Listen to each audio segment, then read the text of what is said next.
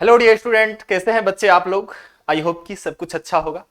तो बच्चों, आज द यूनिक पब्लिकेशन के इस ऑनलाइन प्लेटफॉर्म पर सबसे पहले हम आपका स्वागत करते हैं।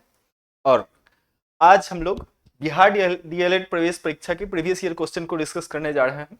बच्चों, अगर आप बिहार डीएलएड के प्रवेश परीक्षा की तैयारी कर रहे हैं तो आपको ये समझ में आना चाहिए कि हमको प्रीवियस ईयर क्वेश्चन क्यों सॉल्व करना है।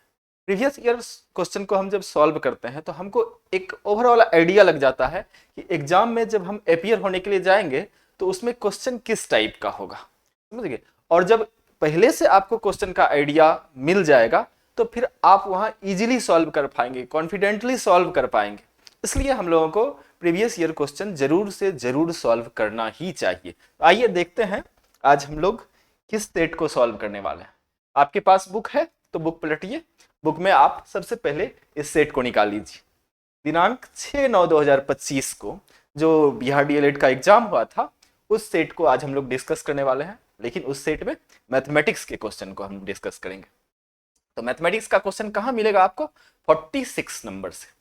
यहाँ आपका 46 नंबर से मैथमेटिक्स का क्वेश्चन स्टार्ट हो जाता है। तो जल्दी से बुक पलटिए और क्वेश्चन नंबर 46 लेकर के आइए। चलिए स्टार्ट करते हैं। क्वेश्चन नंबर 46 क्या है? चंद्रिका ने अपने उत्पादों की कीमत 40% बढ़ा दी। उन्हें कितनी छूट देनी चाहिए ताकि वे उत्पादों को बिना लाभ बिना हानि के आधार पर बेच सके? ध्यान दो भाई, क्या बोला गया है कि अपने उत्पादों की कीमत कितना परसेंट बढ़ा दी? 40%। यानी पहले अगर 100 था तो अब कितना हो गया सर? 140 हो गया। उन्हें कितनी छूट देनी चाहिए ताकि वे उत्पादों को बिना लाभ बिना हानि के आधार पर बेच सके? चलिए, इसका कॉस्ट प्राइस कितना था? 100 था, लेकिन बढ़ा करके इन्होंने मार्क्ड प्राइस इतना किया है 140। तो हमको पूछ रहा है कि उत्पादों को बिना लाभ बिना हानि के आधार पर बेच सके। सर, बिना लाभ बिना हानि के कब बेचेगा? जब उसके उत्पाद का कीमत 100 ही होगा। यानी 140 का चीज 100 में बेचना पड़ेगा उसको। यानी कितने की छूट दी जानी चाहिए? 40 की छूट दी जानी चाहिए। ठीक, तो 40 कितने में? 140 में 40 का छूट। 140 गुना 100 कर दो भाई, तो आपको पता चल जाए। ये 0 से 0 कट गया, 2 दूनी 4, 2 सते 14। कितना आ गया आपका? 200/7 आ गया। 200/7 इसको कैलकुलेट कर लो। 7 दूनी 14, 6 7 8 56, 4 बचेगा तो 7 5 35, 28.5%। ये आपका option number B is correct. बड़ा ही आसान सा क्वेश्चन था, तो हमने 46 नंबर कर लिया। अब चलते हैं 47 नंबर देखते हैं। जरा एक बात बताना भाई कि तुम लोग कहां कहां से देख रहे हो, बिहार में किस किस डिस्ट्रिक्ट से आप इस वीडियो को देख रहे हैं। तो आप प्लीज कमेंट बॉक्स में पहले लिखिए किस डिस्ट्रिक्ट से आप देख पा रहे हैं, ताकि हमको भी अच्छा लगे कि हम कहां कहां के बच्चे को पढ़ा पा रहे हैं। चलिए, तब तक आते हैं हम 47 नंबर क्वेश्चन पे। एक रेलवे स्टेशन पर कार पार्किंग दर निम्न रूप से चित्रित की गई है। 1 घंटे तक, देखो कार का पार्किंग करना है, 1 घंटे तक कितना रुपया? 50 रुपया। 2 घंटे से ऊपर और 5 घंटे तक के लिए कितना रुपया? 75 रुपया। 5 घंटे के पश्चात 8 घंटे तक प्रति अतिरिक्त 10 रुपया। फिर 8 घंटे से ऊपर और 12 घंटे तक के लिए कितना? 150 रुपया। 12 घंटे से ऊपर 24 घंटे 250। ये सब डिटेल्स लिखा हुआ है एक बोर्ड में। राजीव ने अपनी कार को 7 AM, AM मतलब सुबह, 7 बजे सुबह पार्क किया और उसी दिन ही 4:30 PM पर लेने के लिए आया। उसे कितने रुपए का भुगतान करना पड़ेगा? सर, 7 बजे से लेकर के 4:30 बजे तक कितना टाइम हुआ बोलो तो? 7 से 12 तक 5 घंटा, फिर 12 से 4:30, तो 5 प्लस 4 30, यानी 9.5 घंटा। सर, 9.5 घंटा उसको कार को पार्क करना पड़ा। तो चलो, 9.5 घंटा जो है किस रेंज में आएगा? ये सर 8 घंटे से ऊपर और 12 घंटे तक 150 रुपया। यानी 9.5 घंटे का इसको कितना देना पड़ेगा भाई मेरे? 150 रुपया देना पड़ेगा। ये आपका option number B is correct. चलिए नेक्स्ट क्वेश्चन। आई होप कि आप अपने डिस्ट्रिक्ट का नाम लिख दिए होंगे। चलिए, बिंदु 5 cos थीटा, 0 तथा 0, 5 sin थीटा के बीच की दूरी। डिस्टेंस फॉर्मूला पता है ना भाई? डिस्टेंस फॉर्मूला क्या होता है? x2 माइनस x1 का whole square plus y2 minus y1 का होल स्क्वायर, इसका रूट अंडर कर दो सर। तो x2 माइनस x1 या x1 माइनस x2 कुछ भी करो, इसका होल स्क्वायर। तो 5 cos थीटा में 0 घटा दो तो कितना हो जाएगा sir? 25 cos square theta plus 0 में 5 sin थीटा घटा दो तो 25 sin स्क्वायर थीटा। स्क्वायर करना है, घटा करके स्क्वायर भी करना है भाई। तो सर 25 तो कॉमन आएगा, 25 कॉमन आ जाएगा तो cos स्क्वायर थीटा प्लस कितना sin स्क्वायर थीटा। तो ये तो cos square theta plus sin square theta क्या हो गया? 1 हो गया ना। तो बोलो, तो 25 गुना 1 25 और 25 का स्क्वायर रूट कितना होता है? 5 होता है सर। तो आपका बीच की दूरी तो पूछा था सर, बीच की दूरी कितनी आ गई? 25 आ गई। जल्दी से आगे बढ़िए। चलिए क्वेश्चन नंबर 49, x बराबर -4 का आलेख है। आलेख सरल रेखा होगी भाई साहब, ये आपका कोऑर्डिनेट एक्सिस है। x बराबर -4 किधर होगा? यहां अगर हम 0 बोल दें, -1 -2 -3 और यहां पे सर -4, तो x बराबर -4 रेखा, इसका आलेख कैसा बनेगा? इस तरह का बनेगा सर। ठीक, ये क्या है? y अक्ष के समांतर। x बराबर -4 रेखा जो है वो किसके समांतर है? y अक्ष के समांतर। ये आपका option number B is correct.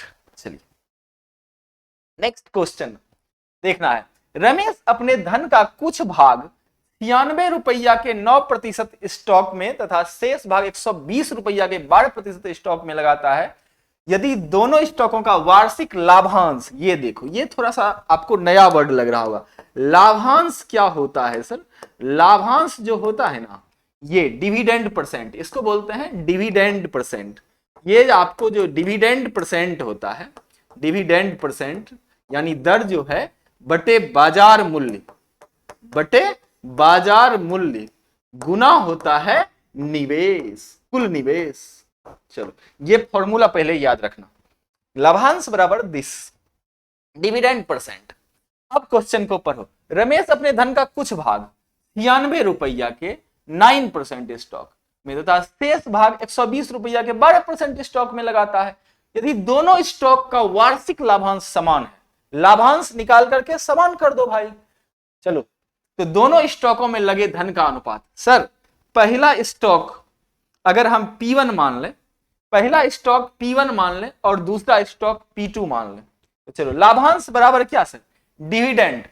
Dividend कितना है? 9 है, बटे बाजार मूल्य कितना है भाई साहब? 96 गुना पहले स्टॉक को हमने क्या बोला आपको? P1 मानने के लिए, तो P1 बराबर। चलो अब दूसरा स्टॉक सर, दूसरा स्टॉक आपका है 12% का, तो 12 बटे कितना? 120 गुना इसका निवेश हमने मान लिया P2। चलो अब कटेगा क्या? काटो, 12 से 10 बार में कट जाएगा सर, 12 से आपका 10 बार में यहां कट गया, और कटेगा यस सर, 3 से 3 बार में कट जाएगा, यहां 32 या 96 हो जाता है, और कटेगा हाँ 2 से 16 बार में कट जाएगा, 2 से यहां 5 बार में कट जाएगा। तो यहां से आपका P1 बाई P2 कितना आ गया बोलो? P1 बाई P2, तो 3 पचे 15, 16 ऊपर चला जाएगा सर, 16 बटे 15। तो ये सिंपल आ गया आपका 16 बटे 16 अनुपात 15। तो ये दोनों स्टॉक का अनुपात निकालना था, तो हमने P1 into P1 ratio P2 बराबर हमने निकाल दिया 16 रेशियो 15। सिंपल था। चलिए ये क्वेश्चन आपको थोड़ा सा लेंदी लगा होगा, थोड़ा सा नया भी लगा होगा। बच्चे कमेंट में लिखते हैं कि सर सारा तो 10th क्लास का ही, लेकिन ये तो आपने 10th क्लास में नहीं देखा होगा। कुछ कुछ क्वेश्चन आपको होगा जो परेशान करेंगे, उस पर थोड़ा सा आपको फोकस करने की आवश्यकता है। चलिए नेक्स्ट क्वेश्चन, रैखिक समीकरणों का एक युग्म जिसका अद्वितीय हल x बराबर 2 y बराबर -3, x बराबर 2 दिया हुआ है, y बराबर -3, तो चलो ये जिसको सेटिस्फाई करेगा सर वो उसी का हल होगा। चलो पहले हम इसमें रख करके देख लेते हैं, x बराबर 2 प्लस y बराबर -3, सर 2 - 3 तो -1, इसको तो सेटिस्फाई कर गया, इसको भी सेटिस्फाई करना चाहिए सर, दो दूनी 4 और 4 -3 गुना -3, बोलो 9 हो जाएगा। 4 + 9 ये तो 13 हो जाएगा सर, ये नहीं सेटिस्फाई किया। चलो इसको हम करके देख लेते हैं। 2 इंटू कितना, x के जगह पे 2 रखो भाई, और 5 इंटू वाई के जगह पे कितना रखोगे, -3 रखोगे, तो कितना आ जाता है, 2 दूनी 4, 5 तिया 15, 4 - 15 कितना आ गया भाई, -11। इधर भी सर -11 है, तो ये तो सेटिस्फाई कर गया। क्या ये सेटिस्फाई कर रहा है सर, करके देख लेते हैं। 4 गुना 2 और प्लस 10 गुना -3, 10 गुना -3, 8 -30 आ गया सर। 8 -30 तो आपका -22 होता ही है, तो ये दोनों सेटिस्फाई कर गया। तो इसका आंसर आपका option number B is correct. तो इसी तरह से आपको वैल्यू पुट करके देख लेना है कि कौन सा इक्वेशन सेटिस्फाई कर रहा है, वही इसका आंसर हो जाएगा। चलो भाई नेक्स्ट क्वेश्चन। एक वृत्त का केंद्र, चलो एक वृत्त का केंद्र O है। क्या बोला है, किसी बाह्य बिंदु P से वृत्त पर 2 स्पर्श, चलो यहां पर हम कोई बिंदु ले लेते हैं P और यहां से 2 स्पर्श, ठीक, तो यहां से 2 स्पर्श रेखा हमने खींच दिया। कौन कौन सा स्पर्श रेखा है, PM और सर PN खींची गई, जो वृत्त को M तथा N पर स्पर्श करती है, एंगल PON। चलो ध्यान देना, ये आपका PON दिया हुआ है, कितना भाई, 50 डिग्री। इसको भी इससे मिला दो, एक सेकेंड।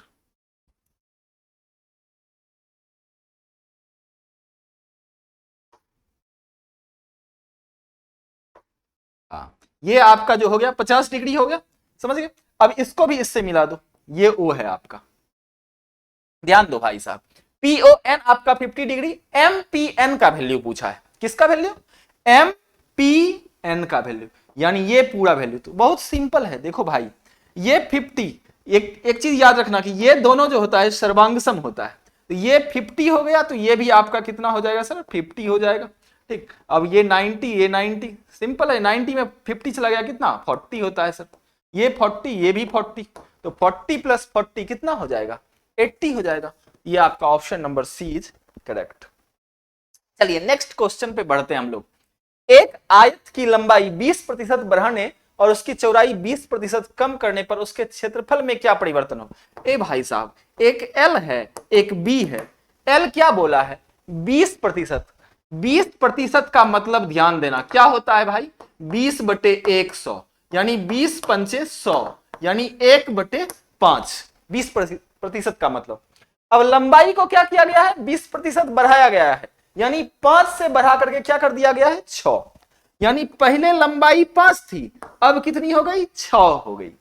अब चौड़ाई को कम किया गया है 20%, यानी पहले 5 थी, इसमें 1 कम होगा तो कितना होगा, बोलो 4 हो जाएगा। तो सर चौड़ाई 5 और ये 4।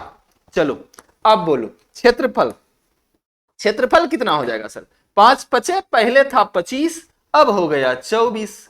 कितना घट गया सर, 25 में 1 कम हो गया, तो 1 कितना कम हो गया, यही तो पूछ रहा है कि उसके क्षेत्रफल में क्या परिवर्तन होगा। तो 1 कम हो गया है, परसेंटेज पूछ रहा है, तो 1 कितना में कम हो गया, 25 में। इसका परसेंट निकालना है तो 100 से मल्टीप्लाई कर दो, 25 चौके 100, यानी 4% की कमी आ गई है। 4% की क्या आ गई है सर, कमी। Option number D is correct. चलिए नेक्स्ट क्वेश्चन पे बढ़ते हैं फटाफट। हाँ ये देखो, किसी 2 नंबर का गुणनफल उसके एलसीएम और एचसीएफ के गुणनफल के क्या होता है, बराबर होता है। तो चलो भाई, किसी 2 नंबर 77 गुना 99, इस 2 नंबर का गुणनफल जो होता है, इसके एलसीएम, एलसीएम तो दिया हुआ है सर 693, पूछा क्या है, एचसीएफ पूछा है, तो एचसीएफ को एच मान लेते हैं। चलो तो ये कटेगा क्या, हाँ सर 11 से 9 बार में कट जाएगा, 11 से 6 के 66, 11 तिया 33, 9 से 7 बार में, फिर 7 से 11 बार में काट दो, तो h का वैल्यू कितना आ गया, यहां से बोलोगे कि 11 आ गया सर, तो इस दोनों नंबर का एचसीएफ कितना हो गया, 11 हो गया। Option number A is correct. Enjoy करिए मैथ को, मैथ बड़ा आसान सा सब्जेक्ट। ठीक, हमने पहले भी कहा है कि मैथमेटिक्स में अगर आप क्वेश्चन को अच्छे से पेशेंस के साथ पढ़ लेते हैं तो आधा क्वेश्चन आपका ऑलरेडी बन जाता है। ठीक, आइए देखिए क्या लिखा हुआ है। एक समलंब है, बहुत आसान सा क्वेश्चन, इसको पढ़ करके सिर्फ जवाब देना है। सम्मुख समलंब पहले देखो, समलंब कैसा होता है तुम जानते हो भाई साहब, समलंब कुछ ऐसा होता है। इसमें सर बोल रहा है सम्मुख भुजाओं का एक युग्म समांतर होता है। यस सर, एक युग्म समांतर होता है। विपरीत पक्षों के दो जोड़े एक दूसरे के समांतर होते नहीं, एक ही जोड़ा समांतर होता है, दो जोड़ा थोड़ी समांतर होता है। इसकी सभी भुजाएं समान होती है? बिल्कुल नहीं सर। सभी कौन बराबर होते हैं? बिल्कुल नहीं। Option number A is correct. Next question बढ़ते हैं। इनमें से किसका विस्तार अनंत है? भाई साहब किसका विस्तार अनंत है? रेखा, रेखा हम लोग खींचते हैं, इधर भी अनंत तक जा सकती है, इधर भी अनंत तक जा सकती है, तो रेखा का विस्तार तो अनंत है सर। तो हम ए मार करके नहीं निकल जाएंगे, और भी देखेंगे। समतल, समतल जो होता है सर, समतल, ओहो हाँ ये इसी को कर दो, समतल, ये आपका समतल है। तो समतल जो होता है वो भी सर अनंत होता है, ठीक। तो रेखा और समतल दोनों का विस्तार अनंत होता है। Option number C is correct. चलिए नेक्स्ट क्वेश्चन। एबीसी में एंगल ए 40, चलो ट्रायंगल एबीसी बना दो। ये आपका ट्रायंगल एबीसी हो गया। एबीसी में एंगल ए कितना दिया हुआ है भाई साहब? 40। एंगल बी 75 दिया हुआ है, और एंगल सी कितना दिया हुआ है सर? नहीं दिया हुआ है। ये निकालना है, ये हम नहीं बनाएंगे, ये तुम बनाओगे मेरे बनाने से जस्ट पहले। बना दो, जल्दी से लिख दो कमेंट में कितना आया। तो सर कुछ नहीं करना है, 180 में क्या करना है जानते हैं सर? इस दोनों को जोड़ करके माइनस कर देना है। तो जल्दी से इसको जोड़ो तो कितना होता है? 5 7 4 11, यही तो होता है सर। 115 को कर दो माइनस, तो ये कितना आ जाएगा आपका? 65 डिग्री बोलोगे तो 65 डिग्री दिख रहा है। Option number D is correct. चलिए नेक्स्ट क्वेश्चन बढ़ते हैं।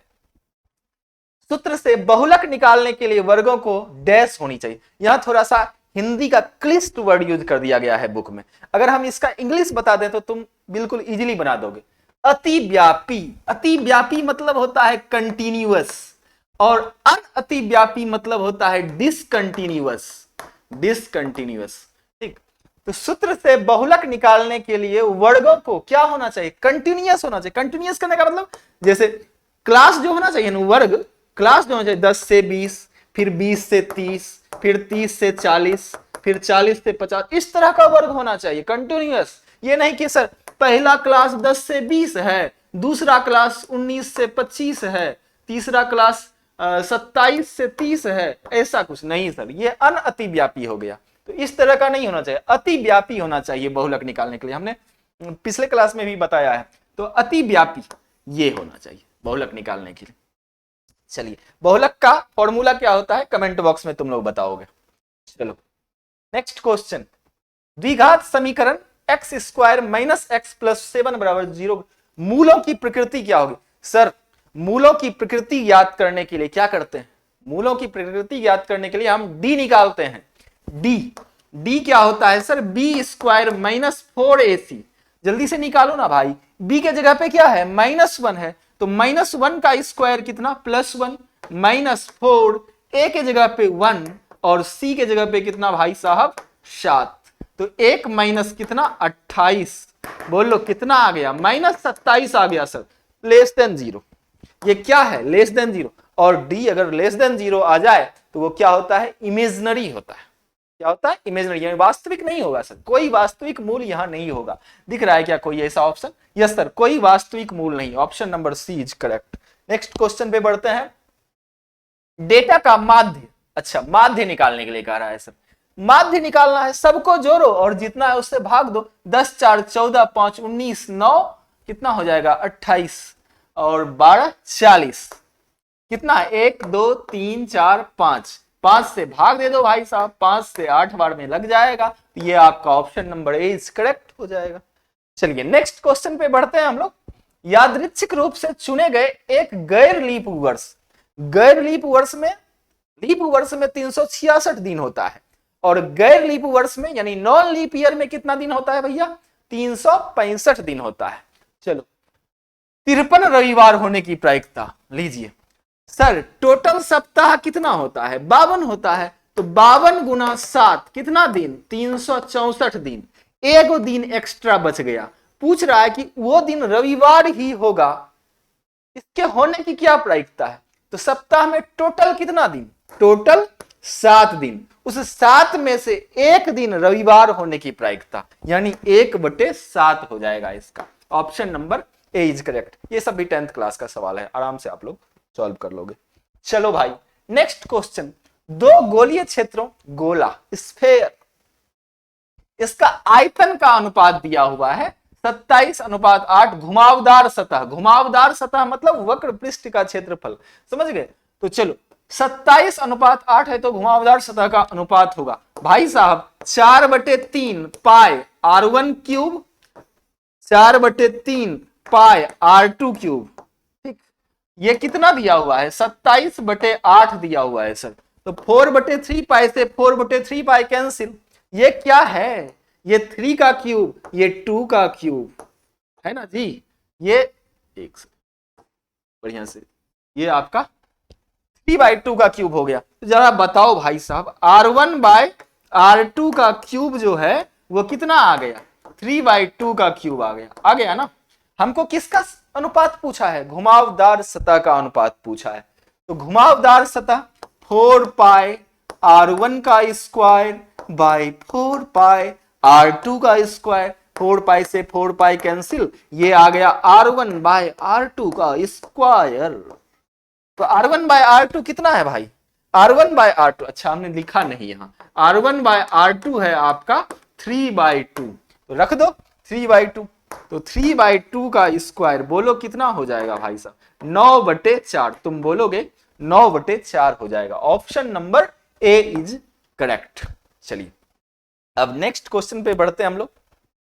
हाँ, 15 मीटर के एक कमरे में 75 सेंटीमीटर चौड़े कालीन के साथ 70 रुपया प्रति मीटर की दर से कालीन बिछाने की लागत 84 रुपये है, 8400 रुपये। कमरे की चौड़ाई ज्ञात कीजिए।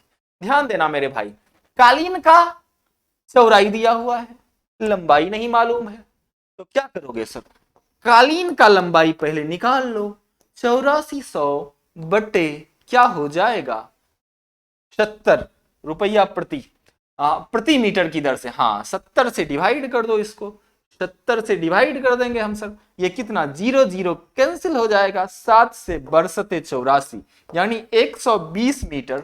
ये क्या आया 120 मीटर कालीन की लंबाई आ गई और कालीन की चौड़ाई इतनी दी हुई है। ठीक, तो चलो भाई अब कमरे में कालीन बिछाया गया है, तो कमरे के फर्श का जितना क्षेत्रफल होगा उतना ही कालीन का क्षेत्रफल भी होगा, उससे एक्स्ट्रा तो हो नहीं जाएगा सर।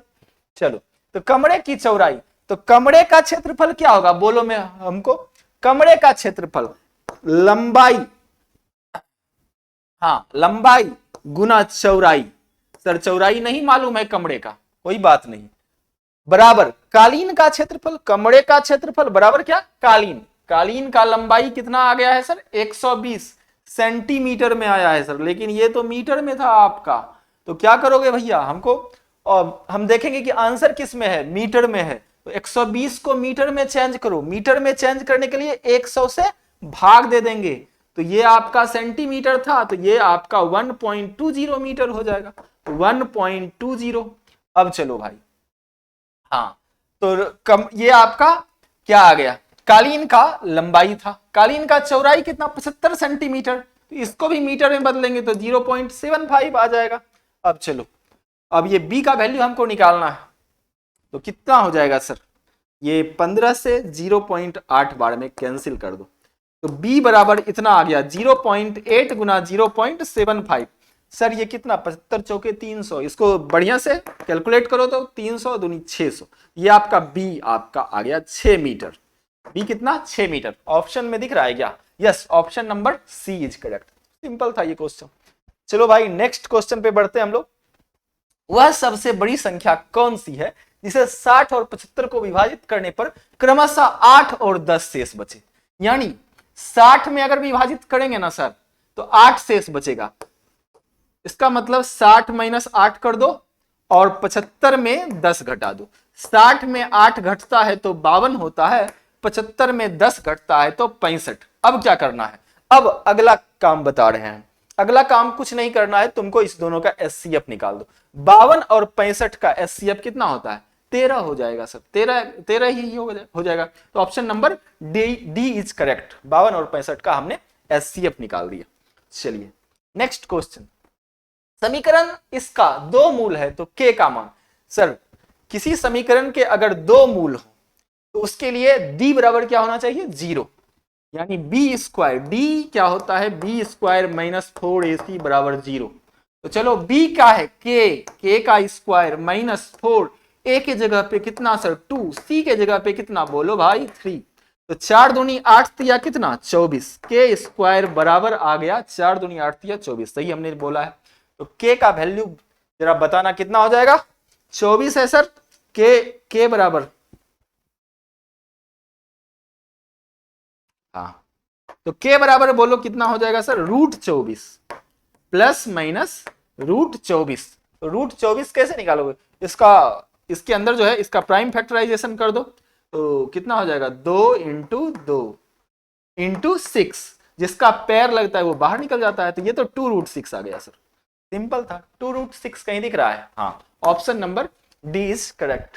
चलिए नेक्स्ट क्वेश्चन पे बढ़ते हैं हम लोग। द्विघात समीकरण इसका मूल समान है तथा द्विघात समीकरण का एक मूल 2 है, तो डी। देखो बहुत अच्छा, ये सेट काफी अच्छा है, इसमें बहुत सारे क्वेश्चन जो है काफी अच्छे हैं, सीखने लायक है, इसलिए बढ़िया से इसको देखिए। क्या बोला है, इसका मूल समान है। सर इसका मूल समान है तो बी स्क्वायर माइनस 4ac, तो बी स्क्वायर माइनस 4, ए के जगह पे तो 1 था तो कुछ नहीं, डी, तो 4d बराबर 0। यहां से आपको एक कंडीशन आया, बी स्क्वायर बराबर कितना बोलो 4d आ गया सर। अब आगे चलो, द्विघात समीकरण इसका एक मूल 2 है। जब एक मूल दिया हुआ हो ना तो उस मूल को समीकरण में रख दो, क्योंकि वो मूल उसको सेटिस्फाई करेगा। चलो भाई हमने रख दिया सर, 2 रख दिया तो 2 का स्क्वायर 4 होता है, यहां 2 रखा तो 2b होता है सर, प्लस 12 बराबर 0। इसको सॉल्व करेंगे तो 12 4 16, उधर चला जाएगा तो -16, 2 से कटेगा 8 बार में, तो b का वैल्यू कितना आ गया बोलो -8। हमको पूछा किसका वैल्यू है, d का वैल्यू पूछा है सर, तो b के जगह पे -8 रखो, b के जगह पे -8 का स्क्वायर रख देंगे तो 4d हो जाएगा। 4d बराबर कितना बोलो तो कितना हो गया, -8 का स्क्वायर 64 होता है सर, 4 से 16 बार में कैंसिल आउट हो जाएगा, d का मान 16। देखो ऑप्शन नंबर कौन सा है, d का मान 16, तो option number C is correct. चलिए नेक्स्ट क्वेश्चन, नेक्स्ट क्वेश्चन क्या है सर, 387/405, ये तो कट्टम कुट्टी कर दो। चलो कट्टम कुट्टी करते हैं, कटेगा क्या, पहले देखो 5 4 9 7 8 15 3 18, डिजिटल सम निकाल लिया करो, ठीक। 18 दोनों का 18, 9 18 आ रहा है, यानी 9 से कटेगा, ये 9 से काटो तो 9 से कितने बार में, 9 चौके 36, 4 बचेगा शेष, 9 बचे 45, 9 चौके 36, यहां सर 2 शेष बचेगा तो 9 तिया 27, 43/45 आना चाहिए। ऑप्शन नंबर ए मारो और निकलो जल्दी से। आगे बढ़ते हैं सर 68 नंबर। हाँ ये देख करके तुम थोड़ा डर गए होगे, डरना बिल्कुल नहीं है। अभिषेक सर जब आपके सामने हो तो डरने की कोई बात नहीं है, मैथमेटिक्स को यूं उड़ा देंगे। चलिए ये आपका सरलीकृत मान होगा। क्या सरलीकृत मान होगा सर, एक काम करो, तुमको सबसे आसान वैल्यू कौन सा लगता है, 0, अल्फा का मान 0 रख करके देख लो। अल्फा का मान 0 रखेंगे सर ये तो साइन 0 हो जाएगा, तो 0 हो गया। यहां भी 0 रखेंगे सर, cos 0 का मान 1, 1 पे पावर 4 है तो 1 हो गया, ये तो 0 हो गया, तो पूरा का पूरा 0, 0 + 1 कितना हो जाता है सर, 1 होता है। तो ऑप्शन नंबर डी मारो और निकलो जल्दी से। देखा किस तरह से उड़ाते हैं क्वेश्चन को। चलिए नेक्स्ट क्वेश्चन बढ़ते हैं हम लोग। मैं एक 2 अंकों की संख्या हूं, नहीं मैं तो अभिषेक सर हूं, अच्छा ये क्वेश्चन बोल रहा है कि मैं एक 2 अंकों की संख्या हूं, दहाई के स्थान पर अंक और इकाई के स्थान पर अंक क्रमिक अभाज्य संख्या है। अच्छा दहाई के स्थान पर जो अंक है और इकाई के स्थान पर जो अंक है वो क्या है भाई साहब, वो क्रमिक अभाज्य संख्या है। यानी 2 के बाद कौन सा अभाज्य संख्या आता है, 3, तो 2 और 3 होना चाहिए। या फिर 5 के बाद क्या होता है, 7 होता है, तो 5 और 7 ही होना चाहिए। 19 के बाद क्या होता है कि खैर ये तो 2 अंक का ही है, तो उससे ज्यादा तो जाना नहीं। चलो अंकों का योग, और बोला है अंकों का योग 3 और 4 का गुणज हो। चलो पहले तो देखो कि कहां कहां अभाज्य संख्या है सर, ये भी क्रमिक अभाज्य संख्या है, 5 के जस्ट बाद 7 आ जाता है। ये भी क्रमिक अभाज्य संख्या है, 2 के बाद जस्ट अभाज्य संख्या 3 ही है, 3 के बाद जस्ट अगला अभाज्य संख्या 5 है, ये तीनों में से कोई हो सकता, ये नहीं हो सकता क्योंकि एक आपका अभाज्य संख्या नहीं है, इसलिए ये ऑप्शन तो पहले चला गया सर। तो अब चलो, तो इस तीनों में से कोई एक होगा। अब अगला देखो कंडीशन क्या बोलता है, अंकों का योग 3 और 4 का गुणज हो। 3 का भी गुणज होना चाहिए 4 का। सर 3 2 5, 5 4 का गुणज है? नहीं है। 3 5 8 4 का गुणज है? हाँ है। 3 का गुणज नहीं है। लेकिन 5 7 12, 12 3 का भी गुणज है और 4 का भी गुणज है। Option number A is correct. Next question बढ़ते हैं।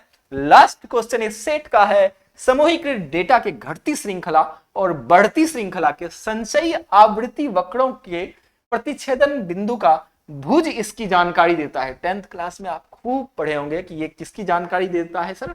माध्यिका की जानकारी दे देता है। ये था आपका प्यारा सा सेट। ये आपका ये खत्म हुआ। तो प्लीज आप हमको कमेंट बॉक्स में जरूर बताइए। अगर आपको ये वीडियो अच्छा लगता है तो वीडियो को लाइक भी जरूर करिए, दोस्तों के साथ शेयर किया करिए ताकि अधिक से अधिक बच्चों को ये लाभ पहुंच सके। फिर मिलेंगे हम नेक्स्ट वीडियो में। धन्यवाद।